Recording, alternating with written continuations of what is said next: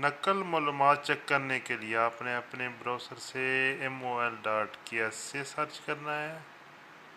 उसके बाद आपके पास जो रिज़ल्ट आएगा दूसरे नंबर पे अल-बयानात अल-असासिया पे क्लिक करना है। इस पे क्लिक करने के बाद आपके पास जो रिज़ल्ट आएगा खिदमात अल-इस्लाम पे क्लिक करना है। उसके बाद तीसरे नंबर पे अल-इस्लाम अन खिदमात मकतब अल-अमल पे क्लिक करना है। इस पे क्लिक करने के बाद नीचे आ जाइए खिदमात अल-इस्तकदाम पे क्लिक करके वहाँ से नकल खिदमात अमला वफ़द क्लिक करना है।